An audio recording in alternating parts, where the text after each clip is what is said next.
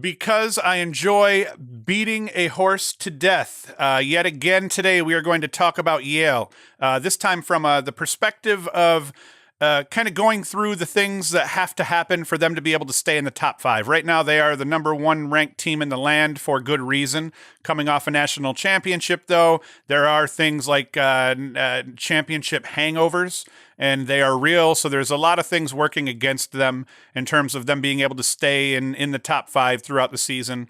So I'm going to go through the things that I think that need to happen for Yale, the players that I think that need to step up for Yale to keep them rolling right along, despite losing a guy like Ben Reeves. So let us go.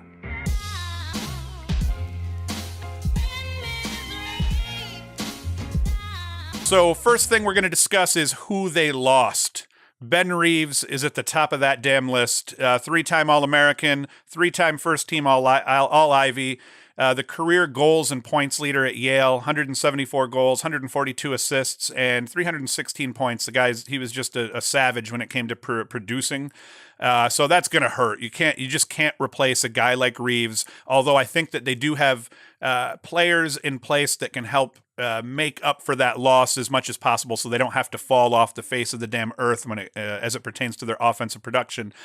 They also lost two huge players on the defensive side of the ball, senior Chris Keating and Jerry O'Connor, both All-Ivy. Keating, two-time All-Ivy, O'Connor, one-time All-Ivy. Both great takeaway guys. Keating with 25 caused turnovers to O'Connor's 22 caused turnovers. Both of them pick up ground balls, especially Keating, 59 GBs. And Keating's a two-time All-American to boot, so that's not bad. But once again, they lose Keating and O'Connor, but I posit that Keating and O'Connor weren't even their best defenders on their roster last year. And one of the benefits of the team that Yale had last year was that it was a total team effort. They played a lot of guys. They played a lot of attackmen. They played a lot of defenders. A lot of guys that are coming back, even if they weren't starters, got tons of minutes, and they got high-quality minutes in terms of the types of games. I mean, they had a lot of guys play all the way through the playoffs into the national championship, so they have a lot of pieces coming back despite the fact they lose those three, Keating, O'Connor on the defensive side, and Reeves, the monster on the offensive side. In terms of they lose their face-off man, but you get Erlin, so I would say they're in a better position at the X at this point than they were even last year, despite the fact they graduated a ridiculously solid face-off man.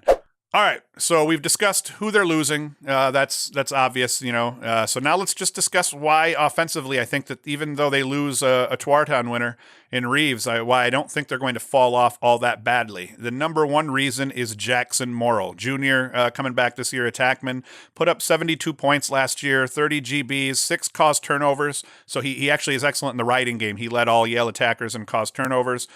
6 man-up goals, second on the team, 75% shots on goal percentage, 50% shooting percentage. Those are lights out. Morrill is an excellent dodger. He really was the man, at least towards the end of the season, that was kind of running that two-man game at X with Reeves. And Reeves was actually ended up being, towards the end of the season, a beneficiary of a lot of goals thanks to Morrill and guys like the next guy, Jack Tigh, senior, coming back this year at attack. 49 points last year, 35 goals, 14 assists. So these two guys, I mean, that's you're returning 100-plus points in two attackmen, and we haven't even talked about Gaudet yet. Junior attacker, 41 goals, 7 assists, 48 points. So these three attackers coming back are huge, and we're not even getting into talking about Joey Sessa, Lucas Kotler, Brendan Rooney, Dana Jealous. They have 7 offensive players coming back with 20 or more points. So offensively, they're going to have no problems. They're going to be able to put points up. They're going to be able to put points on the board. They're going to be able to take care of the ball. They run kind of a high-risk, high-reward offense in the sense of relying heavily on dodgers, on feeding the crease, where you got guys like Gaudet that are just excellent inside finishers. So they ended up turning the ball over at a fair clip. But I think this year, you're going to see, as guys kind of try to step in, settle into their new roles as outside. They're not role players anymore. They're actually going to have to carry the team. Guys like Morrill, Tigh, and Gaudet on the offensive side.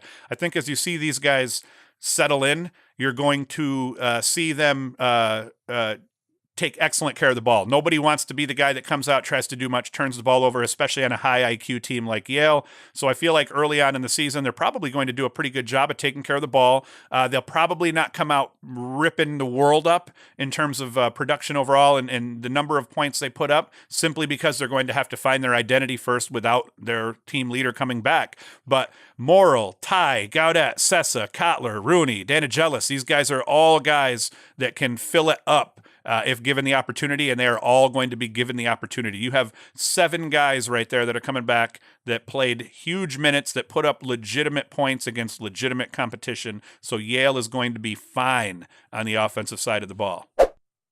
On the defensive side of the ball, yes, they lost 2 seniors, but despite losing these 2 seniors, they have Chris Fake coming back. Fake was, as a freshman, a unanimous first team All-Ivy League Rookie of the Year. He was an All-American, All-Tourney team for championship weekend.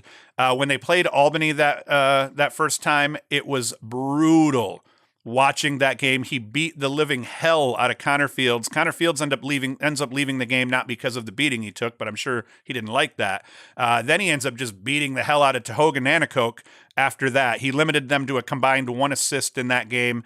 But despite the fact you have him coming back, and he is a brute and an excellent defender and an incredible shutdown type of guy, they have a lot of Poles coming back that had experience last year. Robert Mooney, senior, Aiden Hines, junior, and Will Wetzel, junior. Wetzel's a great hustle guy. The other 2, Mooney and Hines, have 14 and 13 caused turnovers between them. They all got quality minutes. So as you bring these guys in, a couple of younger recruits, a couple of other guys that were on the bench, they don't lack experience on defense, I guess is the best way to say it. They have Fake coming back, who's kind of going to become the default leader on this team, but you have a senior and 2 juniors who all got serious time last year that are also coming back. So in terms of just having a quality core of defenders returning and all guys that have experience, it's all there.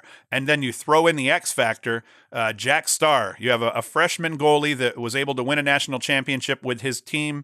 That's incredible. The confidence that this kid's going to have coming back. Now, what I didn't like, 47.7% save percentage, but he's a freshman. He's playing in a tough conference. He's playing through the tournament against some really fierce competition. So as a freshman, 47.7%, I almost guarantee you that improves into the 52 to 55% range. If Starr can get into that 52 to 55% range, this defense is going to be scary this year, because as I say, they have a good core of players returning to cover that end of the field. And if Starr can just save the ball at a respectable clip, these guys are going to be fine on both the defensive end. They're going to be almost fine on the offensive end. And then the rest of it just comes down to between the boxes, and you bring TD in. And I'd say you've got the recipe for a team that's going to probably stay in the top 5 most of the season, if not all of the season. And I think they have a really good shot, as long as everybody stays healthy, of returning to Memorial Day weekend. I mean, they could be, I would not be the least bit surprised if come Memorial Day, they're one of the 2 teams facing off to start that game. I think they're that good. Now, history tells us it's not likely in terms of teams repeating in sports, but in lacrosse, it is fairly common, or it used to be fairly common, for teams to do exactly that. When you get a good group of guys together and they have confidence and they have a high lacrosse IQ and a good culture, all of the things that Yale has, it's there. The chance for them to repeat is there, or at least a chance for them to put up a good effort en route to trying to repeat. That is definitely going to be there. But I like all of the pieces that they're going to have in place from day one. I think they have great team leadership on both ends of the field. Obviously, they have a coaching staff, that's right up there with any in the league, in the country. So Yale, number 1 ranking. Obviously, they deserve that coming in. Do I think they're going to end up, by the end of the season leading into the tournament, the number 1 team in the land? I am not sure, but they have as good a chance as any in my mind to play on Monday for that championship, and I believe they will remain a top 5 team.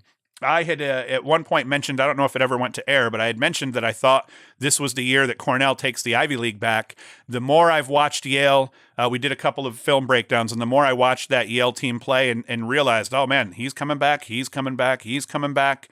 the more that happened as I was watching them, the more I realized that Cornell is not going to just simply walk in and take the Ivy League back. Granted, they are filthy as well. They've got an excellent team coming back across the board. Offensively, Jeff Teat, Connor Fletcher. They have a lot of pieces in play. And they have pretty much everybody back on the offensive side of the ball. If Cornell can have a goalie step in and save the ball at a 55% clip, then they've got a chance to unseat Yale. But now, whereas 2 weeks ago, I may have said I think Cornell has the edge in the Ivy, I'm going to rescind that statement. And now I'm thinking that Yale has the edge with Cornell nipping at their heels, and don't front on Princeton. We're going to do their profiles here in the coming weeks. In a similar format to this. And I mean, I like Princeton and Michael Sowers. I like Cornell and Jeff Teat.